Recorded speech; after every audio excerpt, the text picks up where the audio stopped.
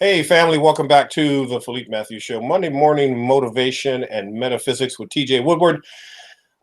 We decided today because we have ended our 12-week course, which was absolutely phenomenal.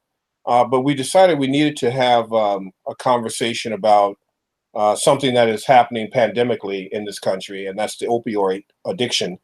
And of course, TJ Woodward is really one of the country's leading recovery experts. His book, Conscious Recovery, is becoming the new model in many recovery centers across this land.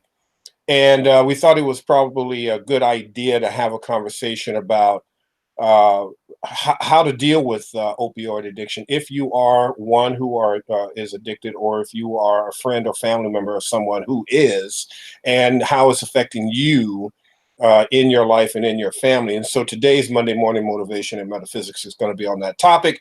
My good friend TJ Woodward, welcome back. Thank you, Philippe. I'm so grateful we're doing this show. I'm not, this is one of those topics that I'm not going to say I'm grateful that the topic exists. And yet we are talking about some of the solutions, some of the root causes to this pandemic that's happening. And, we're a highly addicted culture. And I'm deeply humbled by your intro. And I am really grateful that conscious recovery is something that is taking root and offering, a little bit different perspective on how we work with addiction, what the root causes are, and how we break that cycle. So I'm really grateful for today's show. Yeah, well, it's fascinating. I've been watching, 60 Minutes and other quote unquote credible news sources and shows. And it seems like every week they're having some type of conversation about this situation. And it's interesting. They say that just in 2018, either 2018 or 2017, I think it's 2017, that more people died from opioid overdose than all of the veterans in the Vietnam War.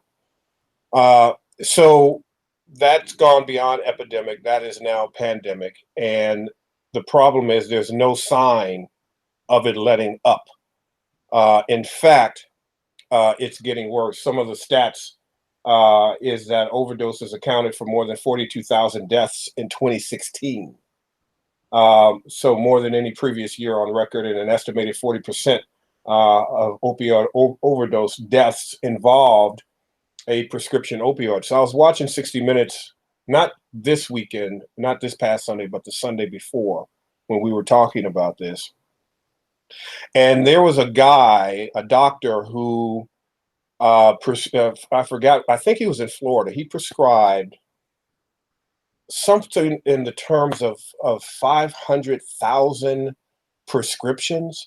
And I forgot how many people died on his watch, but they ended up giving him a life sentence in prison for prescribing the amount of dosages of opioid drugs that he was giving to his patients. And so, I think when we talk about addiction, we need to talk about it from both the cause and the effect side of it, because that I can't even begin to fathom that. Let's start with your position on where we are right now with this addiction, with this pandemic.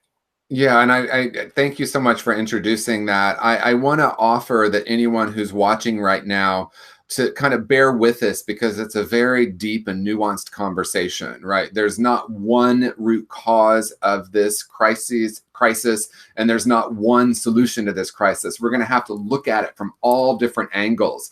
And what you're introducing, I think, is this first layer that's really important, and that is to look at the role of doctors and pharmaceutical companies in this country who started prescribing opioids in mass to people.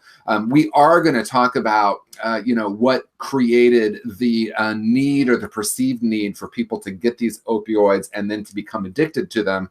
And that's why we're going to talk about physical, mental, emotional, and spiritual aspects. So in the purely physical realm, I've worked with a lot of clients who had an injury. Maybe they had an accident and they were prescribed opioids and they ended up abusing them, and then over time became highly addicted. Some of them stayed with prescription pills and became highly addicted to those. Some of that transferred to other types of opioids and ultimately heroin addiction. So we're looking at this in a multifaceted and nuanced way. We're not going to say it's only the fault of the pharmaceutical companies or only the fault of doctors that are overprescribing. And it's an important beginning to the conversation because clearly that has been happening.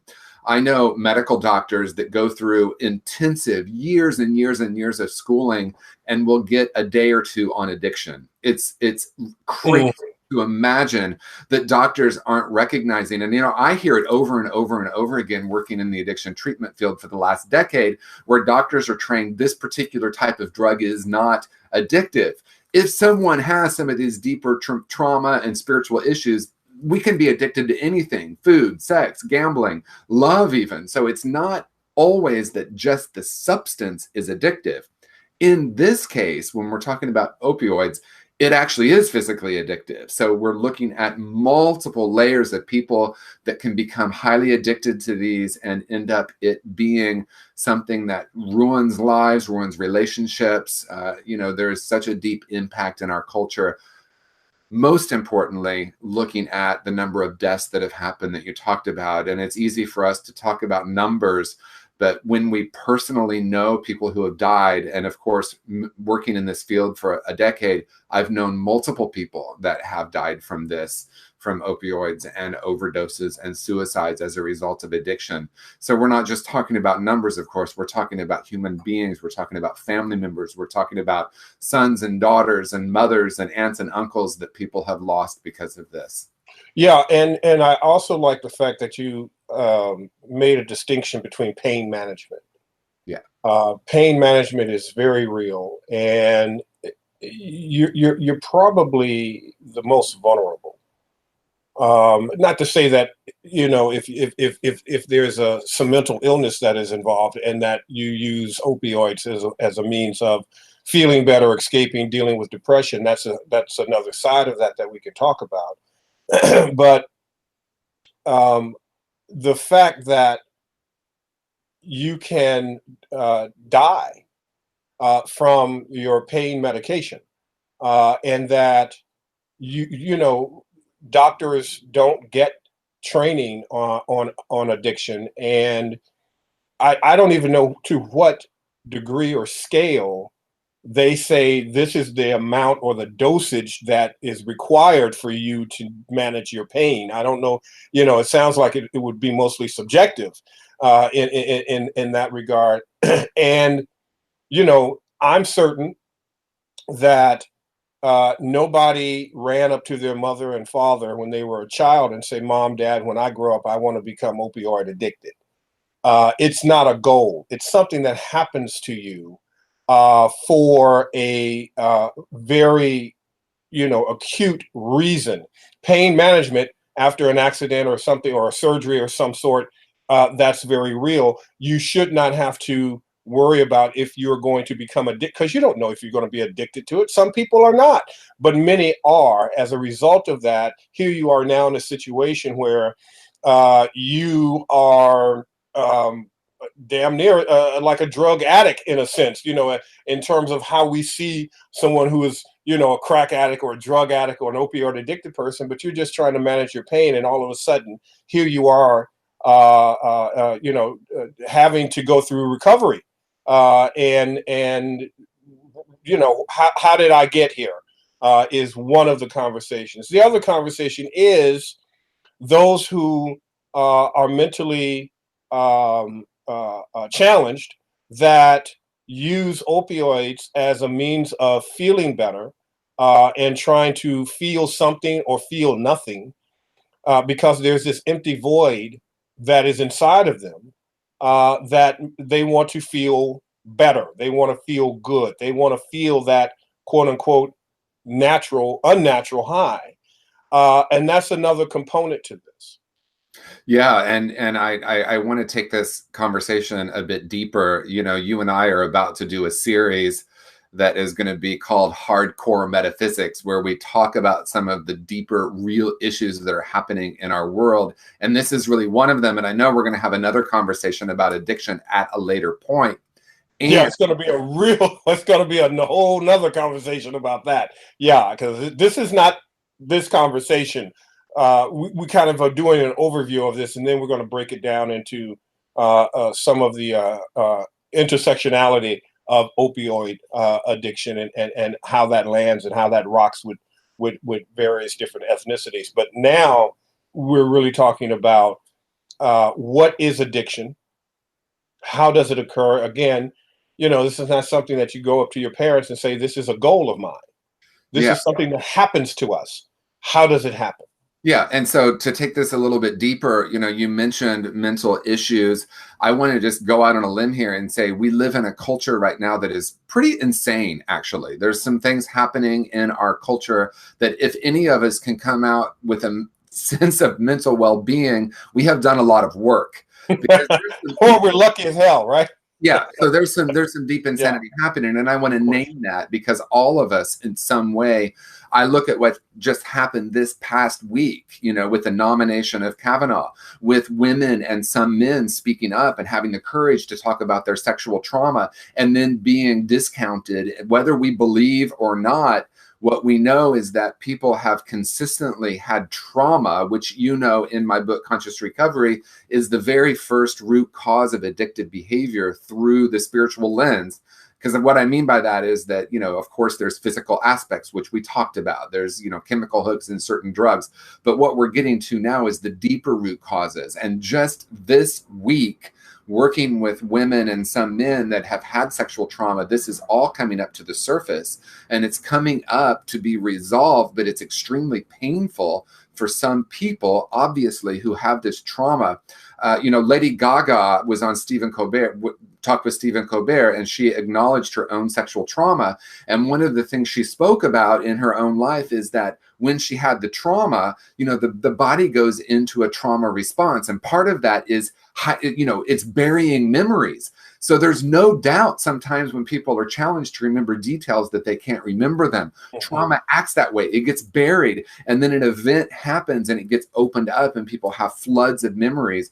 That is one of the deep root causes of addictive behavior, because it's too painful to live in a society that has allowed this kind of abuse for centuries. And I wanted to name that. And it's not the only type of trauma, but we live in a culture where we experience a lot of trauma, you know, racial trauma, trauma around being an LGBTQ person, trauma around being a woman, trauma around sexual abuse. There's a lot of trauma that happens individually and collectively. And that's one of the deep root causes. Then someone has an accident or has pain, they get prescribed opioids, and they start to feel better, not only physically, but also emotionally and mentally and spiritually. And that's where the addiction can kick in, because someone's trying to manage this extreme trauma that hasn't been dealt with yet.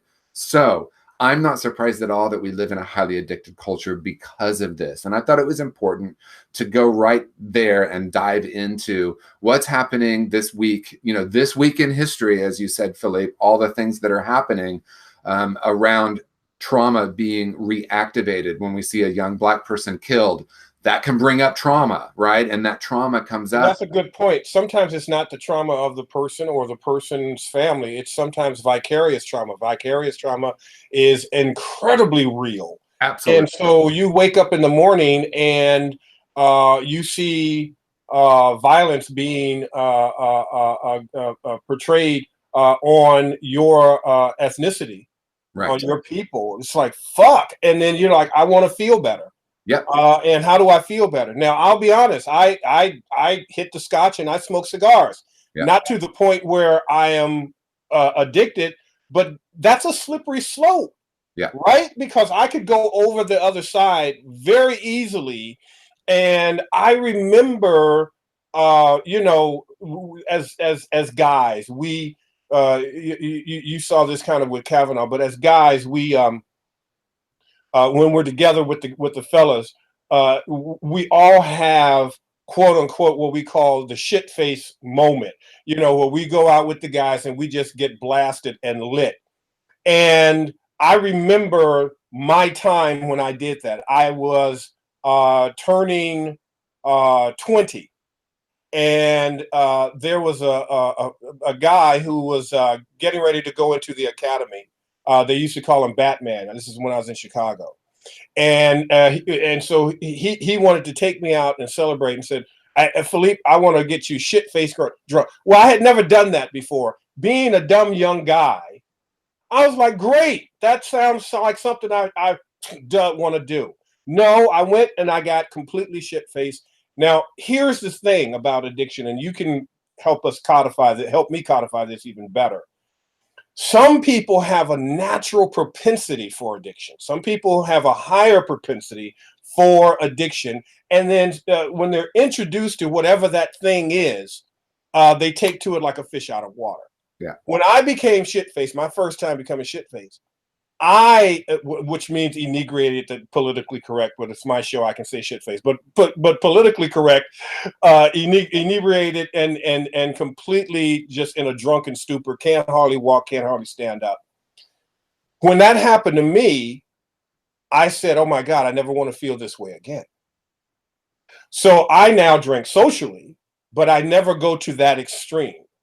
So there are certain things that happen. Now, when things happen to me or happen to my my people, I have a reaction, and I'm blessed now to be able to have, you know, #1 trauma experts in my life like Resma Minicum and people like that to help me have positive coping skills and mechanisms and body practices that I can do, so that I don't turn something that's social that I just enjoy into an addiction. There was the late Natalie Cole. I remember in an interview with her, she was saying that when she first got introduced to cocaine, some people have an allergic reaction to it. She says her body just completely absorbed it, and it was just nirvana for her. I remember seeing Samuel Jackson talk about his addiction, and he says, I was a great addict, and sometimes I miss it because it felt so good. So some people have a natural inclination, something biochemically in them that you know ushers in the addiction, but then their lives and the lives around them become destroyed. Yeah, and you're speaking to something that, again, is really nuanced, because we know there are multiple, it's multifactorial, right? It's not just this that causes addiction. So it's quite possible that there's something biogenetic that causes someone to be predisposition to addiction. Here's the thing, that has become, it's almost the industry standard of just writing off as that's the only reason. And I'm not buying it. So I'm going to be a little controversial there, hopefully, because there's so much new evidence, including, you know, my approach with conscious recovery. We're looking at it very differently now. That we're not saying that's not real or that's not true. We're saying that, and there's also all these social and spiritual issues. And I want to say what I mean by spiritual issues. I'm talking about shame. I'm talking about people being taught and being told that they're not worthy, they're not good enough. People that have been through all sorts of abuse. We talked about generational. Kids who are being bullied. Kids are being bullied because they look different, act different, talk different. You know, we know that there is an extreme amount of trauma in our culture that unfortunately we have almost accepted as the norm. We heard Judge Kavanaugh literally say that was 36 years ago, and that's kind of what guys did. Right. Yeah, that's the point. Right, that's the problem, dude. Yeah. Absolutely. There was an accepted norm in the 80s when I was coming up, you know, that was just the way women were treated. Unbelievable. That doesn't minimize the trauma. So we're coming into an enlightened age where we're recognizing that this deep trauma is a huge factor. I know that as we study the neuroplasticity of the brain, we're also recognizing that we might have had it backwards in some ways on the brain. It's not that the chemicals in the brain cause something, but something causes the chemicals in the brain. That is a game changer. And what we mean by that is trauma actually changes our brain chemistry. And then, of course, someone that has a lot of trauma, someone that has a lot of disconnection, someone that's carrying around a lot of shame, discovers cocaine, of course they're going to take to it. Sure. Relief, right? Yeah, So yeah. I just wanted to talk about, again. No, that's brilliant, and thank you. That's why I wanted to send a ball to you.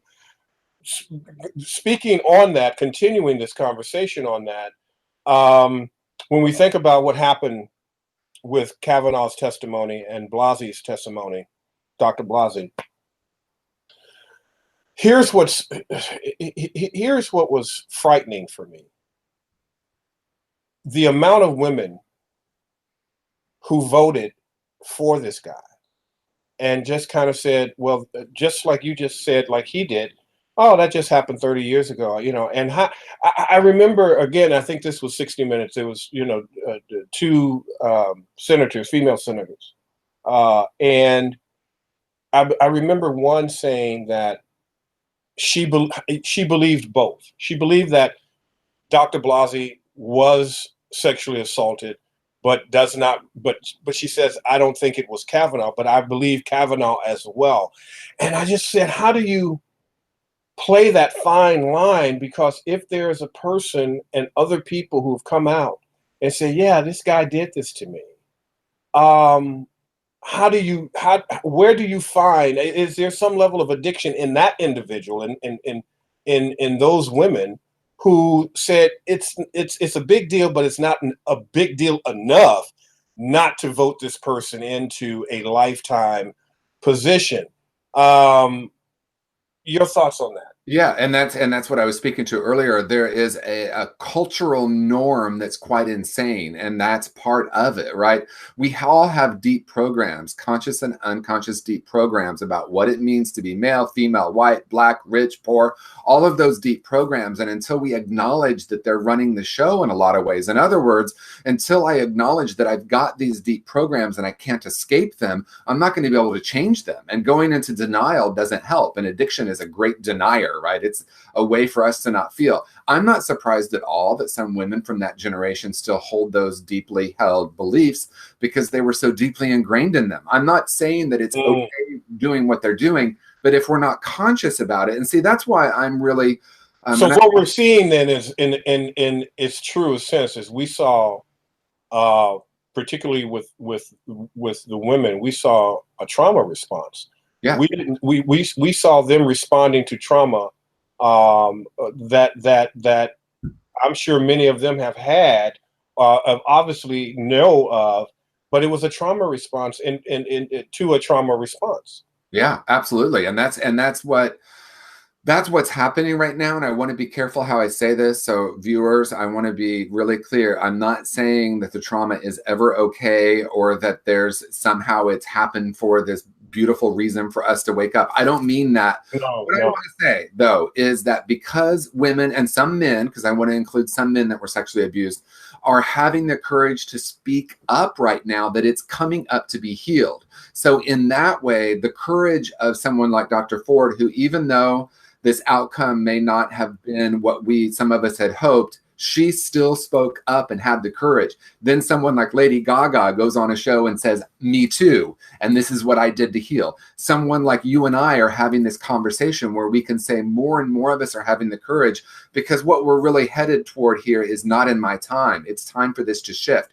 Generations of the way, of women being treated this way, it's important for it to come up. Now, I want to be clear. We're talking about the opioid crisis, and some viewers might be wondering if we're off track. I don't think we're off track, because we could use any group and talk about trauma, because I know in my years of work and my own 32 years of recovery that the deepest root cause for me, or one of the deep root causes, is trauma and unresolved trauma. Trauma looks different. Some of it's really nuanced. Some of us might minimize our trauma, but being born on this planet and being taught the acceptable norms or the ways of the world is very traumatic to a spiritual being, which we all are and we all came in as.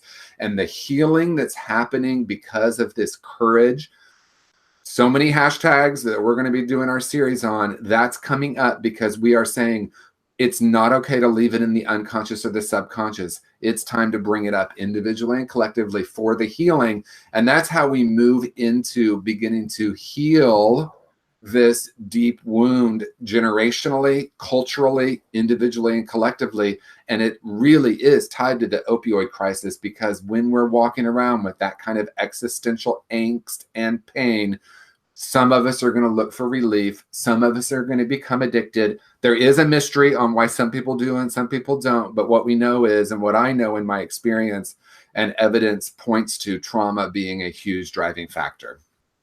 There are there is a larger percentage, and I know we're going to get into this in a upcoming when we launch our new series. But I was doing some research on young people, and you know, the millennial demographic is the largest demographic in world history, and there's more women than men. The demographers, people who study demographics, the demographers that I've read, and the demographers that I have had conversations with, I've had on my radio show, we're giving some amazing statistics, but in those stats, it was disturbing. For instance, that there are going to be more women going to college and having careers than ever before in history. Subsequently, there are going to be less men and boys going to college, and they're going to become more laborers. So there's going to be a huge economic gap between men and women in this millennial with this millennial generation. More girls were born than men, but more girls are going to college and getting professional careers. More men are becoming just getting jobs just over broke or becoming laborers. That's going to create an issue, because one of the subcultures of that is what's called the incel. Have you heard of this term before? No. The incel is called, it's a term that stands for involuntary celibate, meaning that there's a group of young boys, college age, who feel completely inadequate, insecure, and that they will never be able to attract a female mate, that and they feel they'll never be equal. And that creates a cascade. It's like a cornucopia, a perfect storm for addiction. And many of them are. And so they go to opioids as a means to feel sane, to feel wanted, to feel loved. Here's the rub. Here's the problem. How do you get people who are looking at something outside of themselves to turn within, and whatever that is that they feel they are lacking, to develop some level of spiritual efficacy that allows them? When you and I were coming up, we went through our shit. We went through our addictions. We went through our problems. But there is still something in us, some core, where we found a way to love ourselves, and to love ourselves through what we were going through and growing through, and still to this day be able to do so. I'm concerned that is being lost with this generation, and I'm not sure how do we. And I guess I'm putting too much on you and I, right? How does TJ and Philippe solve the world issue and make people love themselves and see their divinity within? But you know, in a perfect world, if everybody watched this show, how do we get back to that wholeness that you talk about in conscious recovery?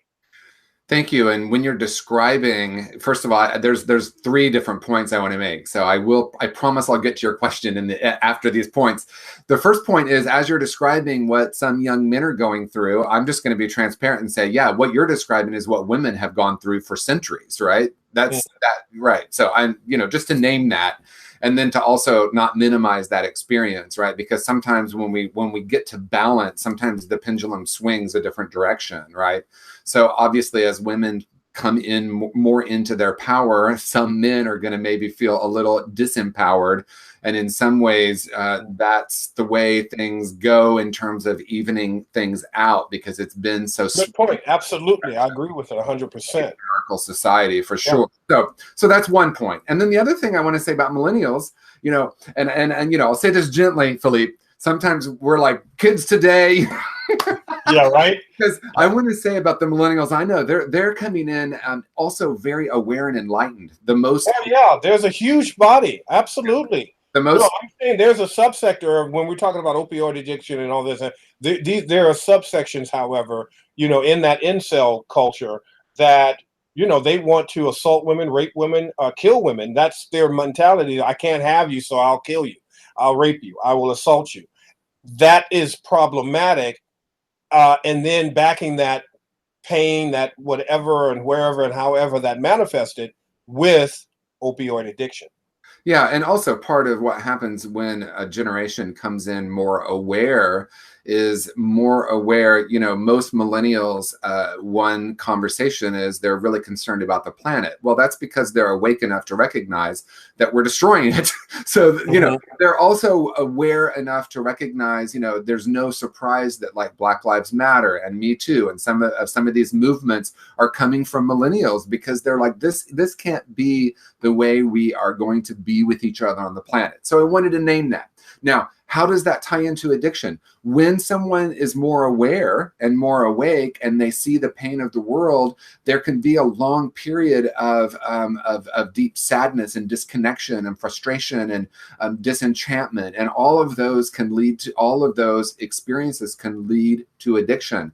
If we're part of a group that feels put down, judged, there's trauma there, there's shame there, and there's going to be a desire for something outside of themselves to try to heal it. So interestingly enough, I experience millennials coming in more awake and more aware and also more addicted. To me, that's not surprising, because again, when we're aware of all the pain that happens in the world, I know in my own evolution, there was a period of time as I started to wake up when the pain of the world was just almost too much for me to bear. My heart was breaking open, and that's what's happening now. And we're seeing courage. So the solution, to get back to what you're saying about, conscious recovery and how we move into solution and a return to wholeness, first of all, if shame lives in secrecy, silence, and isolation, that means the way we work with shame is truth-telling, authenticity, and connection. So building community, building authentic community, having a place to talk about our individual and collective traumas, not necessarily from that place of fighting and anger. I understand that has a place. Ultimately, the deeper conversation is we heal this through transparency. We heal this through creating community where it's safe. That's why my book, Conscious Recovery, starts with the first part of breaking the cycle of addiction is creating safety, internal and external safety, unlearning. What are these downloads, these beliefs we've been taught, what needs to be unlearned? And then even deeper than that, what are the unconscious beliefs that I have unconsciously, what am I carrying? And that's the most important thing we can do. What are my unconscious biases? What are my unconscious core beliefs about myself and the world? How do we bring those into light so that we can begin to heal? I don't think we actually move toward wholeness. I believe we are whole. It's just there's all this stuff covering it up. So being able to excavate that, let some of the trauma out so we can go back to a place of wholeness. That to me is the deeper solution, if you will, to addiction. I also want to stress that trauma is a frequency. Yeah. And trauma is stored in the body. It's not stored in the brain. So you can't cognitively, positively think your way out of trauma, something that's stored in your body. You can use, now how the brain processes trauma is through cognitive biases. Right. But something that's stored in the body, and I believe it's the vagus nerve, the vagus nerve in the nervous system, that this trauma gets stored in, that becomes your frequency. That becomes what you radiate. Correct. And it becomes a part of your personality. It becomes personality, in fact. And as a result, you have a difficult time. It's like I remember one time, not that long ago, I was looking for my glasses and I couldn't find them. I thought I had them. I put them somewhere and realized I had them on. Exactly. Right? That's kind of trauma. You can't kind of really separate because you're looking through the lens of it, which is why you have to reach out. When that trauma, when that frequency, your vibration becomes toxic to yourself and to others, that's when you have, that's the sign that you need to reach out. The other side of that, however, is trauma is designed to protect ourselves. Correct. And that's where the signals can get crossed. Yep. Because it's the trauma in our body, the trauma response is to say, okay, it's reflexive. It means, like, you know, when you're a kid and you go to the doctor, if you remember when the doctor took the little rubber hammer and hit you over the knee, and no matter how hard you tried to concentrate and not allow your knee to go up, boom, when it hits that little spot, boom, your knee goes up. Well, that's how trauma works. It's reflexive. And you're in the moment so quickly of however that trauma manifests itself, because it's trying to protect you or itself against whatever it seems to appears to be the threat. The opioid addiction is just the natural thing that might be in your space to go to try to numb that trauma response, that frequency that you don't know what's happening. And this is why conscious recovery is so radically important, and for it to be known that TJ is not saying that, you know, this is not even a right or wrong conversation. It has nothing to do with judgment or right or wrong or true or false.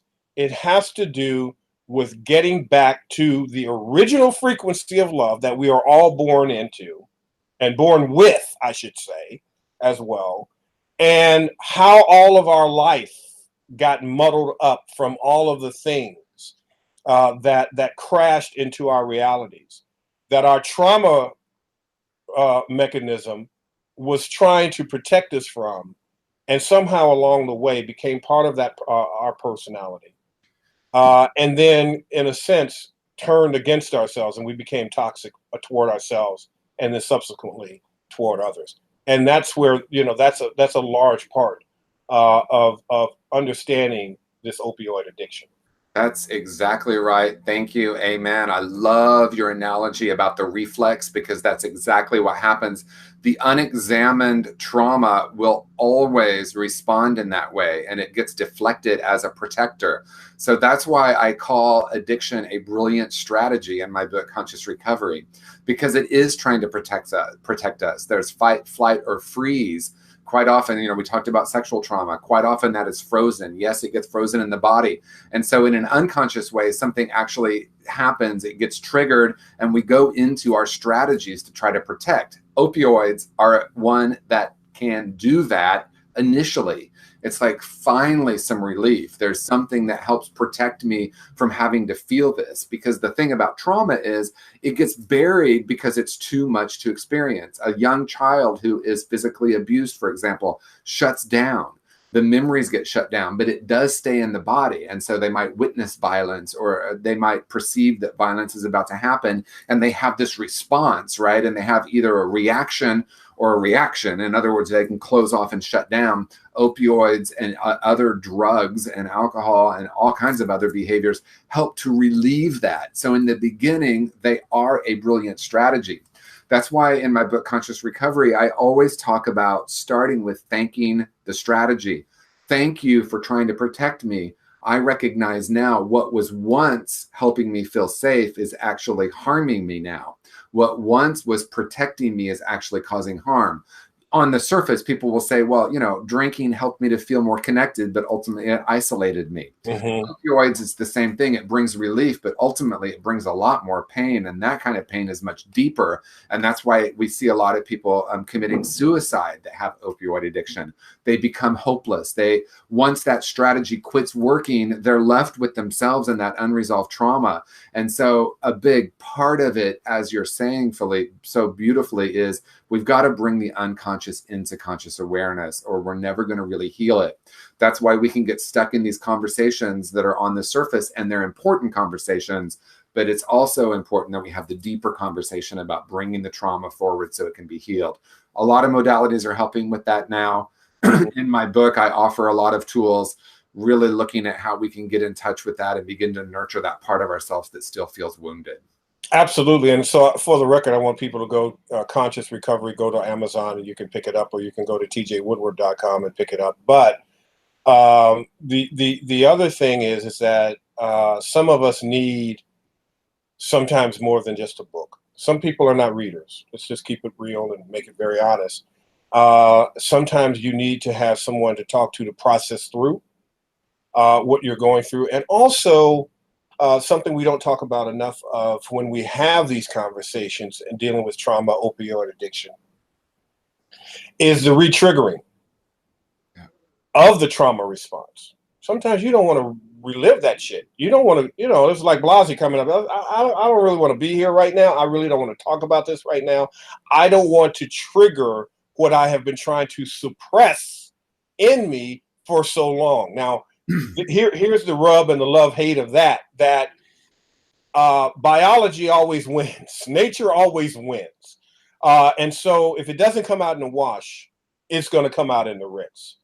And so the goal is that if you know that your trauma is going to manifest in the world somehow, some way, get with someone or some people or group of people, a community that will help you positively synthesize and metabolize that trauma. So you do the least amount of harm to yourself and to others and the most amount of good as you grow through your trauma, and have people who are adept at understanding the re-triggering, so that when you are going into that space and you are no longer feeling safe, and whatever you normally go to feel safe, you are able to take a different path versus whatever the drug is of choice, whatever the addiction is of choice, and you're able to start to walk through it and work through it.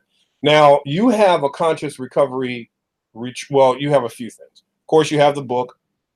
You have a retreat coming up. And you also do one-on-one via Skype or Zoom or what have you. So you do a virtual. But you also have a community at Agape for people to have a safe place with people who also are knowledgeable. Not, the worst thing you can do, and this is something that we just intrinsically do as human beings. We go and attract another traumatized person to talk about our trauma with, and end up sharing whatever the addiction is of that trauma. That ain't what I'm talking about right now. I'm talking about going over to the other side and talk to someone who has maybe been through what you have been through, or has an understanding and knows those triggers and that deep-seated pain, but they're not going to allow you to go back into the abuse of abusing yourself. Conscious recovery, your retreats, your virtual one-on-one coaching, and I assume you also do a group as well.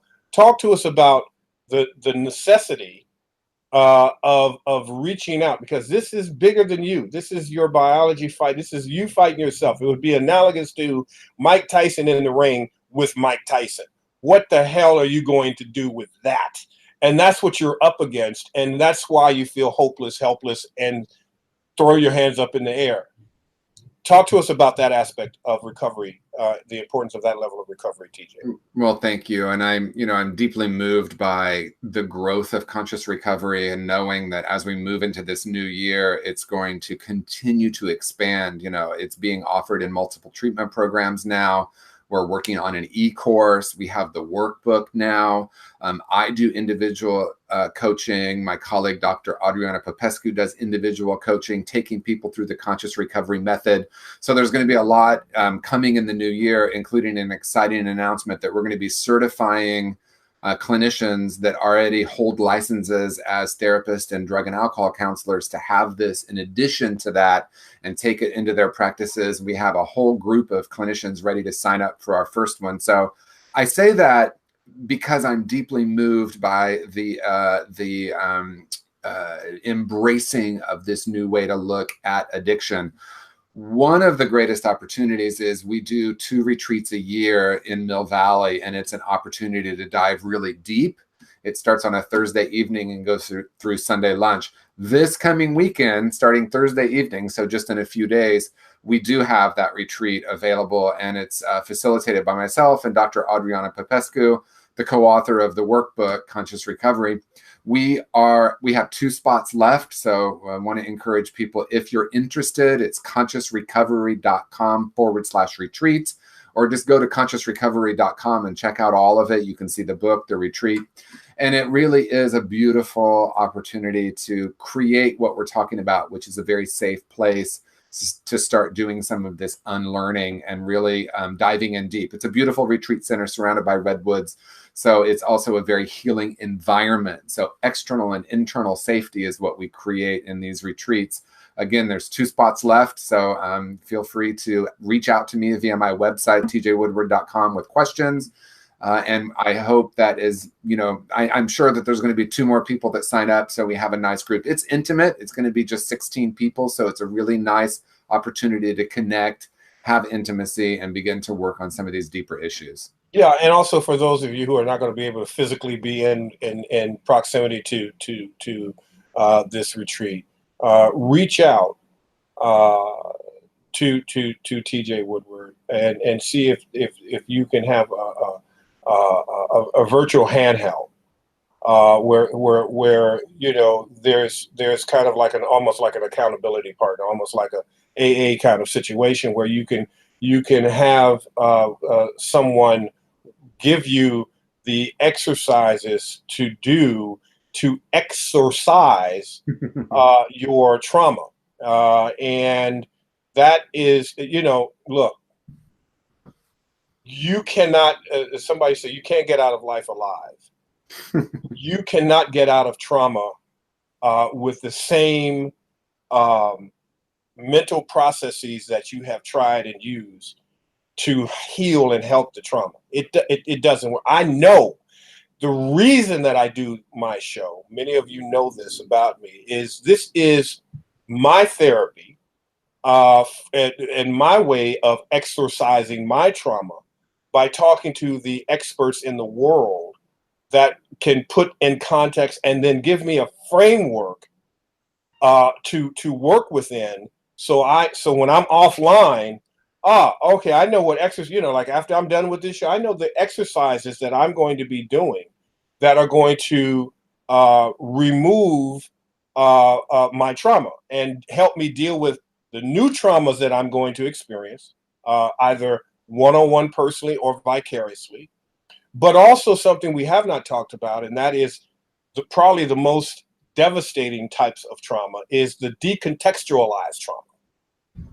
This is trauma that has happened to you maybe so early, so young, when your nervous system was still developing, that you came into the world feeling unsafe. You were a child feeling like I'm not loved or lovable or should be. And you had no idea where that even came from because you came here with it. And then because we are magnets of attraction, in other words, we attract whatever frequency we attract more experiences into our lives to traumatize us and to justify that trauma. And then we have a trauma response in reciprocation to it. And then as we get older, you know, we don't grow up. We just get bigger. That's all. And as a result of that, we have all this trauma that's decontextualized. We don't even know where the original trauma imprint happened. And so it's very important to have folk like TJ and his trauma cohorts, conscious recovery cohorts, if you will, working with you to give you that framework, to give you that context, because you might feel some kind of way, but have no idea where it came from because it happened so long ago. Your body shut down, the brain shut down, you disassociated, disconnected to it, but it's still stored in your body. Absolutely. And that's why, you know, we did a whole show on unresolved trauma. So I invite the viewers to go back and look at that particular show where we talked about some of this. You know, that's why sometimes when people are first introduced to my approach and I say beneath all addictive behavior is a whole and perfect spiritual being, sometimes people have a trauma response to that. How dare you call me whole and perfect? I've always been broken. And so when people have very, very early childhood trauma that they don't have a cognitive memory of, that's some of the deepest trauma. And what we know now is we look at PTSD and the question becomes, why do some people go through trauma in adulthood and not have PTSD symptoms? And it points back to early childhood trauma. People who have a more traumatic early life get re-traumatized. And that's when you have PTSD symptoms. So I would invite your viewers to take a look at that show. Also dive into my workbook and reach out to me. And I'm so incredibly grateful, Philippe, for you and for the shows that you have on the air in being part of healing the cultural, the collective, and the individual traumas so that we can move into our original perfection, right? Because I think that the babies come into this world whole and perfect. Sometimes trauma happens right out of the gate, but there's still that essential spiritual self. And we're talking about getting back to that so that we can shift that vibration and empower ourselves to change that vibration so that we're no longer victims of the world. Absolutely. And what I love about the conversations that I have with you and also the work that I do is that the goal is to, the beauty is that there's a frequency in you, which is your dominant frequency, that before you got mucked up from living the life and growing up, you had a perfect, whole, and complete frequency. And the goal is to get back to that frequency. And all of the trauma and all of the drama and all of the things that you have gone through, are going through, and growing through currently, there is your sacred self in there. There is that that original frequency, that first frequency that I talk about on my shows. And I just appreciate being able to have a spectrum of different conversations on the same subject, because there's so many subtleties and so many nuances to this. But the goal is that there's a quote that you used, and I'm going to paraphrase it, TJ, something about being love as opposed to searching for love, something to that effect. What was that quote, TJ? There are probably a few of them. I can say I no longer seek love because I recognize I am love. And that's really what we're talking about. And that love is that original frequency that you have. But we all have it. Now, regardless of what we have done to ourselves or to someone, I remember DeMartini saying this, regardless of what has happened to you or what you have done, you are worthy of love, because that's the first frequency. Yeah. And that's difficult for some people, particularly as we're talking about shame and forgiving and all of those kinds of things. But that's the original frequency. And that is the frequency, the only frequency that can exercise, dissipate, metabolize, and abolish trauma. Amen. So thank you for another amazing show. That's what I have to say. Wow. All right, family, you know what to do. Like, comment, share, and well, stick around with me in the green room, TJ, as we get ready to noodle and formulate our first hardcore metaphysics conversations and series. Oh, this is so just a little tea.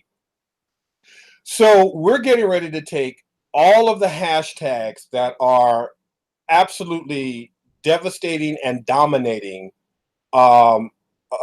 American lives and, if you will, the world. And we're going to bring a metaphysical understanding to it. And so it's kind of like hard cider. It's like, let's just take it and go hardcore. TJ has always loves my quote, la la fufu, namaste, namaste. A lot of the metaphysical people I don't rock with anymore because it's just so fluffy. It's just, we need to have those hard conversations. And so we're going to have hard metaphysical hashtag conversations coming up in this next series.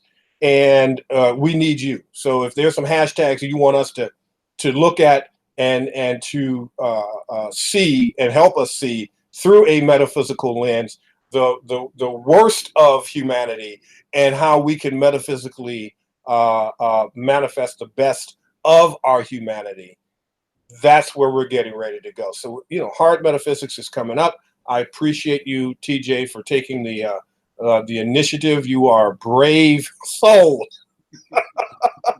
I'm excited. We're looking forward to that in November. So thank you, viewers, for all of the support. Absolutely. Take care, fam. We'll see you.